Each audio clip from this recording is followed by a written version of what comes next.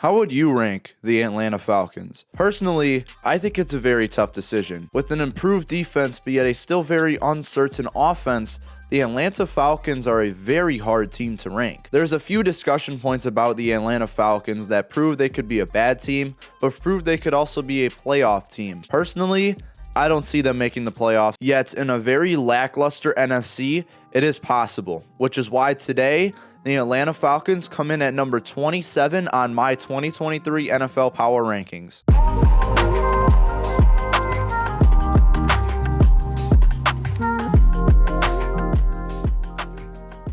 Hi guys, I'm Chase Keller from Chase Keller Journalism, and thank you guys so much for tuning into this video. Today I'm going to go over the 2023 Atlanta Falcons, talk about a few things that I believe are good and bad about the roster, and justify why I believe the Atlanta Falcons are going 7-10 in 2023. So if you want to see my opinions on your favorite team, please subscribe to the channel, and for now, enjoy my deep dive into the 2023 Atlanta Falcons.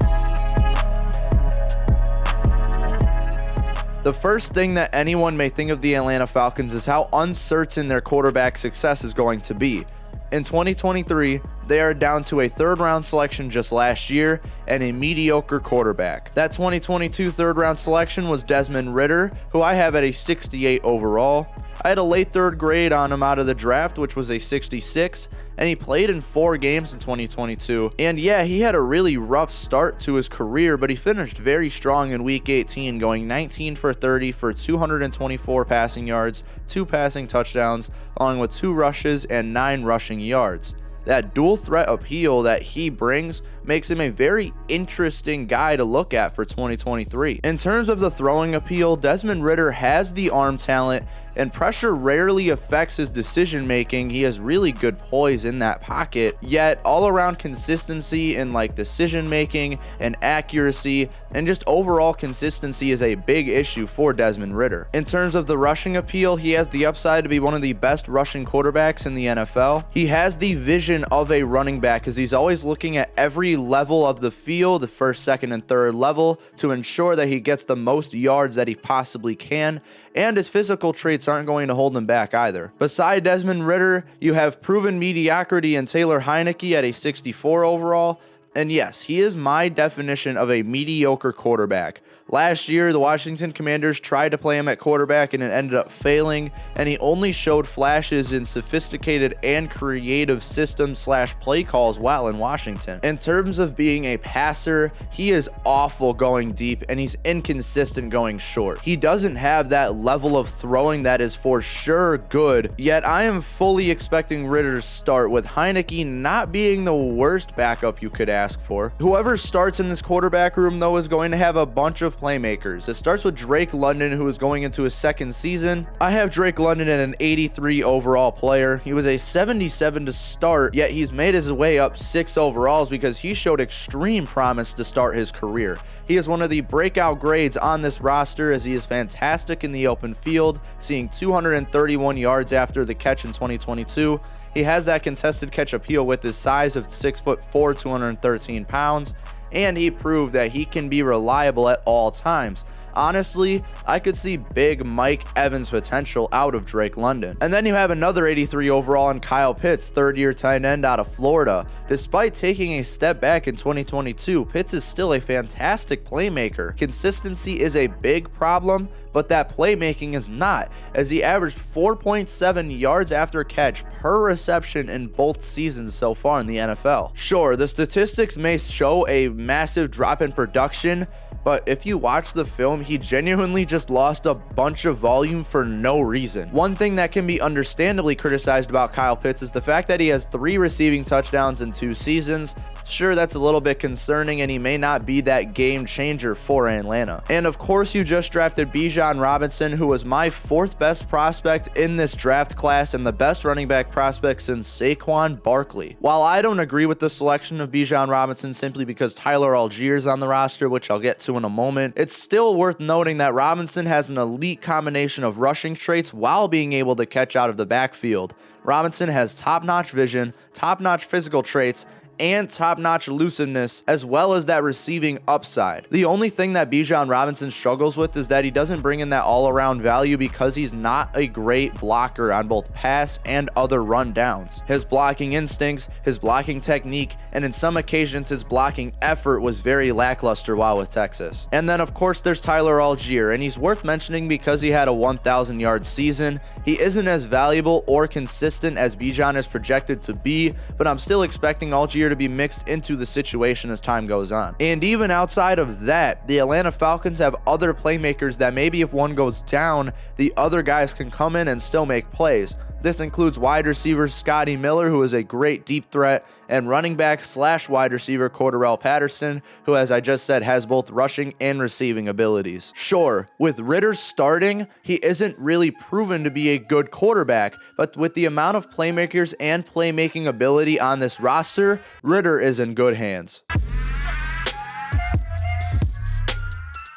Along with having fantastic playmakers, the offensive line is one of the best in the NFL, making this offense just a little bit more tolerable than it was before. Left tackle Jake Matthews is listed at an 82 overall on my board, and Matthews is a fantastic pass blocker. While Atlanta's offense is a run-first offense, having that pass-blocking blindside tackle is fantastic for drop-back situations. Jake Matthews has allowed 5 or more sacks only once in the last 5 seasons, and his run blocking isn't fantastic, but that pass blocking absolutely makes up for it. The only concern is that Matthews is 31 years old, and that may affect his development going forward, but nonetheless, Matthews is still one of the best left tackles in the NFL. That fantastic run blocking continues when we get to Matt Hennessy at left guard. He is currently projected to be benched for the new guy Matthew Bergeron, but Matt Hennessy, I believe, is still a very reliable guard who gets it done,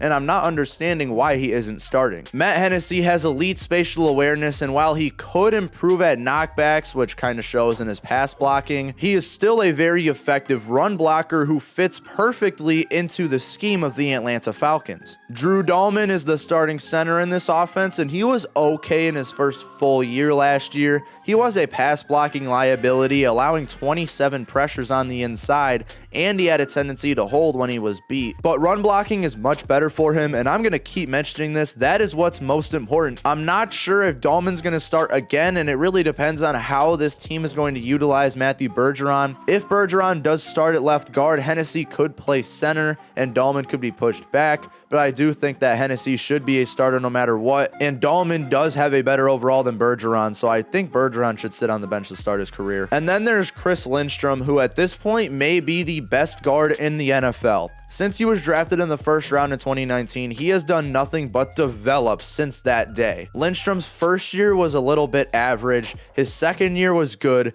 his third year was great, and last year he was the best guard in the NFL. Chris Lindstrom is always disciplined, and he works very well through gap control, holding his own against every single defensive lineman he faced last year. His pass blocking was also very nice, as he allowed only 9 pressures and over 1,000 snaps. If Lindstrom keeps developing this way, he could become one of the best offensive players in the NFL and become the for sure best guard in the NFL. And finalizing that starting offensive line, you have Caleb McGarry, an 80 overall at right tackle. He is the second ATL first rounder in 2019, Lindstrom being the first. And McGarry hasn't had the crazy development, but he broke out in 2022. McGarry could do it all last year, as he allowed 19 pressures for the pass game, and according to PFF, he was the 3rd best run blocker in the NFL, with Lindstrom being the first. Caleb McGarry has already broken out, but can he continue his success to make Atlanta's O-line the best in the NFL? We will see this upcoming year. To even add on to that, the Atlanta Falcons drafted Matthew Bergeron, who I have at a 66 overall to start his career. Personally, I thought Bergeron was a big reach in the second round, but fans should still expect a guy who has really good blocking range for an interior guy, aka why he played tackle with Syracuse. and a guy who was a little bit scheme specific but perfect for Atlanta's scheme. But what fans should not expect is a guy who's great with knockbacks and a strong blocker in passing situations. So the Atlanta Falcons have one of, if not the best offensive line in the NFL, and if it's not the best yet, a lot of these younger guys led by veteran Jake Matthews on the left side and still developing guard Chris Lindstrom, these guys could easily become the best offensive line in the NFL. The defensive line is another position I want to showcase, as while it is a bit old, which we'll get to in a moment, this defensive line has crazy good pass rush upside. And this is not only from the edge defenders, but also the guys on the inside. It's all centered around starting pass rusher Arnold Ebiketie, who is a 75 overall, drafted last year out of Penn State. Out of college, I really like that pass rush upside, but he didn't show it at all in his first year, putting together 28 pressures. The run defense was there, so now if Ebiketie can develop the pass rush, this pass rush could be really good, and the veterans make it even better, as behind him you have Lorenzo Carter, who is proven to be a reliable pressure guy, and Bud Dupree, who may have lost a lot of traction in my opinion, but he used to be a fantastic pass rusher. Dupree puts up the production in the stat sheet, and he should be the primary developer for Ebiketie, as well as continuing to develop Lorenzo Carter. On the plus side though, both Ebiketie and Bud Dupree have very similar play styles as a pass rusher. On the inside, you do have some pretty good pass rushers. Grady Jarrett leads it off. I have him at an 83 overall, and he's aging, yet he's still one of the best pass rushing interior guys in the league. Since 2016, Grady Jarrett has put up 43 or more pressures in all but one season. That was 2021. He's put up 5+ sacks in those same seasons, and in all of those seasons, he's put up 25+ hurries. He does miss out on a lot of tackles and does also miss a lot of sacks, but nonetheless, he's still ensuring the quarterback is always under pressure. And then there's new pickup David Onyemata at an 80 overall, and I think he's one of the more underrated defensive linemen because he's so good at rushing the passer. Onyemata has put together 30+ pressures in every season outside of his rookie year, 20+ hurries in those same years, and 5+ sacks in 3 of 6 seasons. And then there's also Calais Campbell, another new pickup who has shown he can be disruptive. He may be old and this may be his final season in the NFL, but haven't we been saying that for years now? Now, there are issues with this defensive line. As I mentioned before, it is very old, as everyone on the inside starting is 30+ years old, and the veterans really need to help develop the younger guys. If this development is unsuccessful, this pass rush could be one of the worst in the NFL in a couple of years.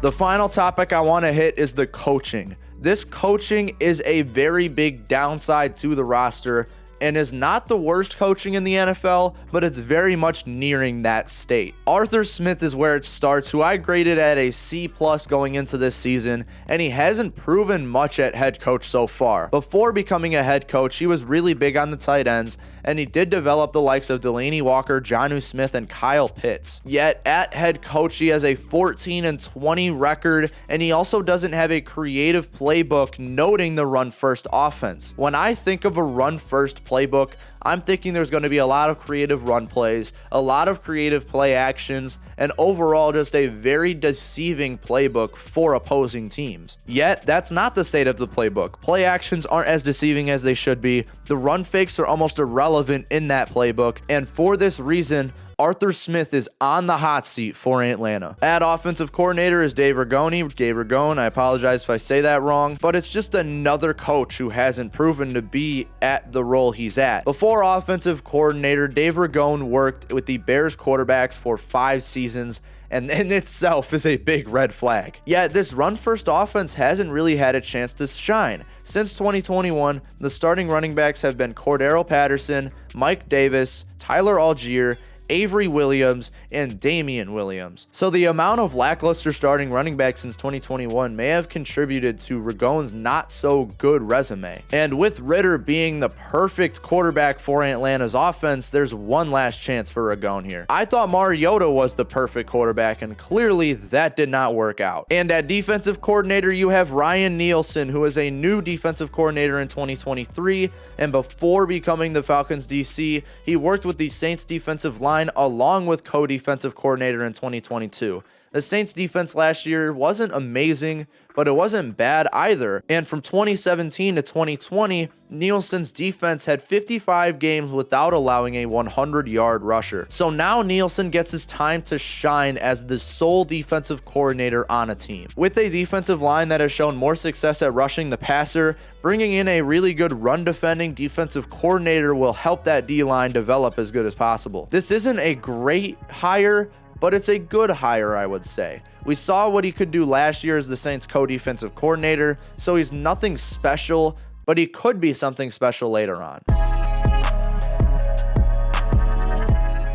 With that being said, that is my deep dive on the Atlanta Falcons. To summarize their team and how they got to 27th in my power rankings, they had a 73.32 on offense, which is 28th in the NFL, a 72.96 on defense, which is 22nd in the NFL, a 74.55 on special teams, which is 4th in the NFL, and a 74 on coaching, which is tied for second to last in the NFL. That comes out to an overall rank of 73.59, which, as I said, is the 27th best in the NFL. Thank you guys so much for watching this video on the 2023 Atlanta Falcons. If you did enjoy this video, please make sure to leave a like and subscribe to the channel for more content like this. I'm Chase Keller from Chase Keller Journalism, and thank you guys so much for choosing this channel as your source of sports coverage. I'll see you guys in the next video.